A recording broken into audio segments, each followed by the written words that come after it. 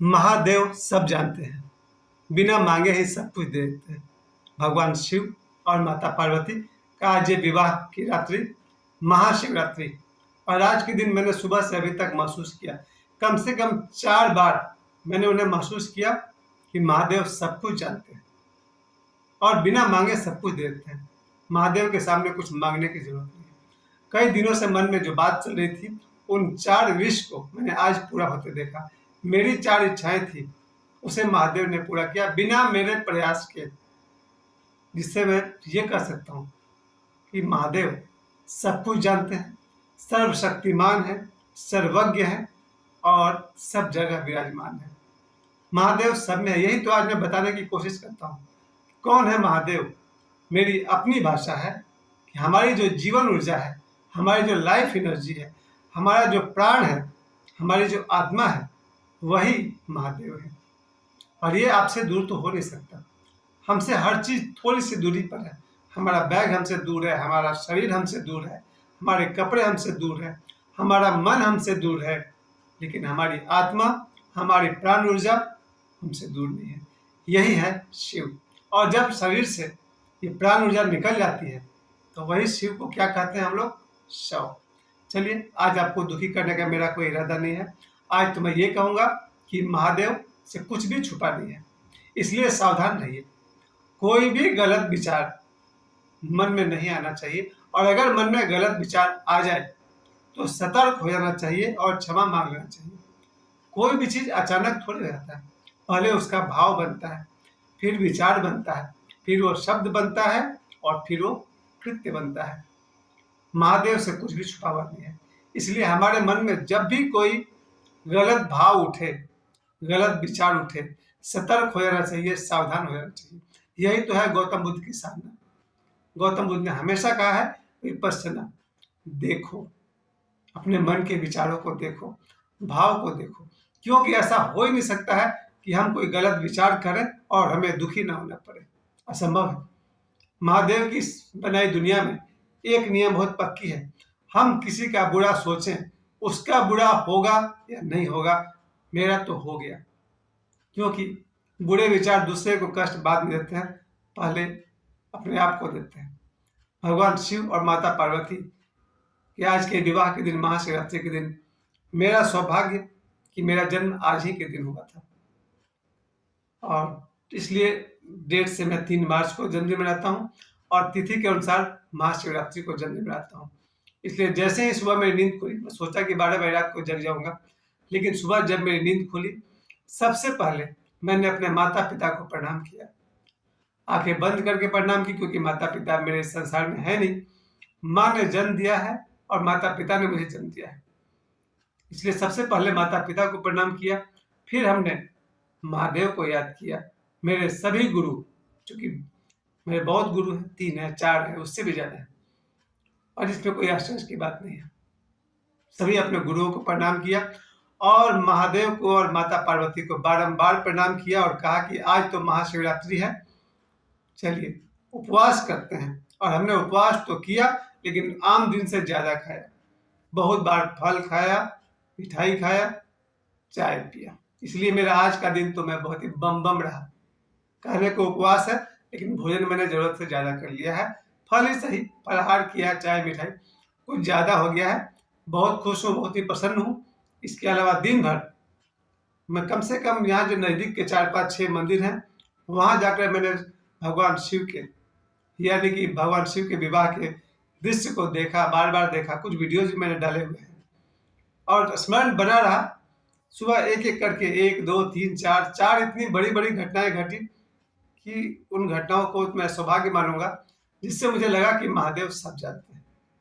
और इस बात को कहने का मेरा सिर्फ इतना ही अर्थ है, हम अगर जीवन में सुख चाहते हैं तो जरूर महादेव से हमें कहना चाहिए कि महादेव हमें ये चाहिए। भगवान से एक तरफ से ये भी कहा गया कि ईश्वर से कुछ मत मांगो, लेकिन मेरी जो अभी तक छोटी बुद्धि है, उसमें ये बात आती है कि माँ बाप से जैसे मांगते हैं, मित्र से मांगते हैं, रिश्तेदार से मांगते हैं, उसी तरह से मेरा स्वभाव है, मैं भगवान से भी मांगता हूँ।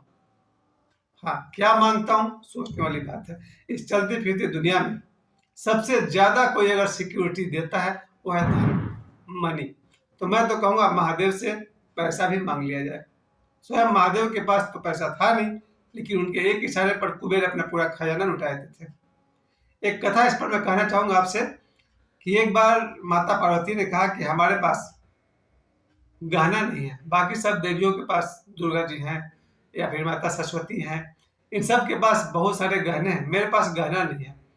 महादेव मुझे गहना चाहिए। भगवान शिव मुस्कुराए कि ये तो बड़ी अजीब बात हो गई, भगवान शिव स्वयं तो कोई गहना पहनते नहीं। और कहीं कहीं आपने फोटो में देखा भी होगा, माता पार्वती का बड़ा सादा सा रूप होता है, सिंपल सा। तो भगवान शिव ने कहा कि गहना चाहिए, कितना गहना चाहिए? तो उन्होंने कहा कितना मतलब जो बन पड़े मुझे दे दीजिए। तो उन्होंने कहा ठीक है, काम करिए, चले जाइए कुबेर के पास और उनसे कहिए कि गहना चाहिए। कुबेर ने, उन लोगों के लिए तो एक सेकंड ही काफी होता है ना। माता पार्वती कुबेर के पास गई और बोली मुझे गहना चाहिए।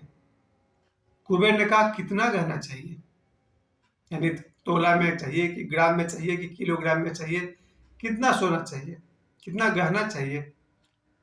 तो माता पार्वती ने कहा ये तो मैंने पूछा ही नहीं महादेव से, एक काम करते हैं परमिशन लेकर आते हैं। फिर माता पार्वती महादेव के पास गई और बोली कि कुबेर पूछ रहे हैं कितना सोना चाहिए। महादेव ने सामने पड़ी हुई राख को उठाया। आपने देखा होगा महादेव राख लपेटते हैं, कथाओं में आपने सुना होगा। महादेव ने एक चुटकी राख उठाई और कहा कि ये लो, कुबेर को दे देना, अब बोलना इसके वजन के बराबर सोना चाहिए। माता पार्वती भी आश्चर्य में रह गई कि ये चुटकी भर राख और इतना ही के बराबर सोना। महादेव ने कहा आप जाइए तो सही। फिर माता पार्वती कुबेर के पास गई और बोली कि इस चुटकी भर राख के बराबर हमको सोना चाहिए। कुबेर भी हंसे कि माता ने मांगा भी तो कितना सोना मांगा, ये चुटकी भर राख के बराबर, कोई बात नहीं। बड़ा सा तराजू मंगाया गया और तराजू पर एक तरफ राख को रख दिया गया, दूसरी तरफ सोना रखते गए। बहुत सारा सोना रखते चले गए, लेकिन वो जो राख वाला पल्ला था ऊपर का ऊपर वो नीचे चला गया।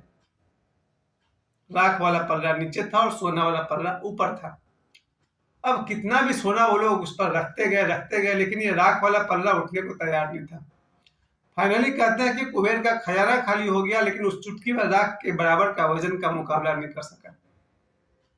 तब माता पार्वती ने सोचा कि जो सोना महादेव के चुटकी भर राख का बराबरी नहीं कर सकता, उस सोना को हम लेकर करें क्या? इससे तो भला मेरे महादेव का भस्म ही है। और उन्होंने कुबेर जी को कहा रहने दीजिए, आपका पूरा भंडार भी महादेव के एक चुटकी भस्म का बराबरी नहीं कर सका, मुझे सोना नहीं चाहिए। और माता पार्वती लौट आई भगवान शिव के पास और कही हम ऐसे ही ठीक है। तो मेरे हिसाब से अगर धन ही मांगना हो तो महादेव से मांगना चाहिए। कैसे देंगे महादेव धन? शायद हमारे भीतर कुछ ऐसी बुद्धि देंगे, कुछ ऐसी जुगत देंगे, कोई ऐसे लोगों से मिलवा देंगे जहां से हमारे लिए मार्ग खुल सकता है। मेरे साथ वही हुआ। मैंने जैसे आपसे कहा, सुबह मेरी मुलाकात एक ऐसे व्यक्ति से हुई। मुलाकात मतलब कैसे भी, तो ऐसा व्यक्ति भी हो सकता है जो आपके जीवन को बदल दे। फिर दूसरी बार मैंने शाम को एक और प्रयास किया, मेरी मुलाकात फिर एक ऐसे व्यक्ति से हुई जो चाहे तो जीवन बदल सकता है। तीसरी मुलाकात मेरी एक और व्यक्ति से हुई, मैं आज ही की बात कर रहा हूँ।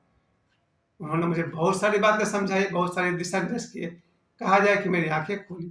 और चौथी बार फिर मुझे एक ऐसे व्यक्ति से मिलवाया जिसे देखकर जीवन बदल जाए। ये आज की बात कर रहा हूँ। तो महाशिवरात्रि में मेरी मुलाकात कम से कम 4 ऐसे लोगों से हुई है जो चाहे तो जीवन की दिशा बदल दे। ये सब किसकी कृपा है? महादेव की कृपा है। तो अगर धन भी मांगना हो तो महादेव से मांगा जाए। और धन से कीमती दुनिया में क्या हो सकता है? बहुत कुछ है। हमारा स्वास्थ्य चाहिए तो महादेव से मांगा जाए। कैसे देंगे स्वास्थ्य महादेव? हमें ऐसी बुद्धि देंगे जिससे हम इतना संभल कर चलेंगे कि हमारा स्वास्थ्य बना रहेगा और अपने स्वास्थ्य को बिगाड़ेंगे नहीं। तो महादेव से मांगना चाहिए धन, महादेव से मांगना चाहिए स्वास्थ्य।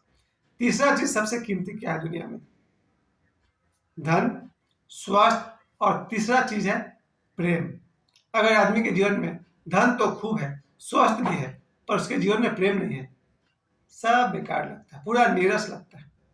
हालांकि इसका उल्टा भी हुआ, कई लोग ऐसे हैं जिनके जीवन में प्रेम तो है स्वास्थ्य अच्छा नहीं है, जेब में पैसे नहीं है। तो मैं तो कहूँगा महादेव से धन मांग लीजिए, मैं तो कहूँगा महादेव से स्वास्थ्य मांग लीजिए, मैं तो कहूँगा महादेव से प्रेम मांग लीजिए। तीनों चीज हटाइए, महादेव से महादेव की भक्ति मांग लीजिए। भगवान करे हम सब माता पार्वती और महादेव से खूब खूब प्रेम करें, खूब उनकी भक्ति करें, और जिससे भक्ति मिल गई उसे सब कुछ मिल गया। हर हर महादेव। महाशिवरात्रि की आप सभी को बहुत बहुत हार्दिक शुभकामनाएं। हर हर महादेव। धन्यवाद।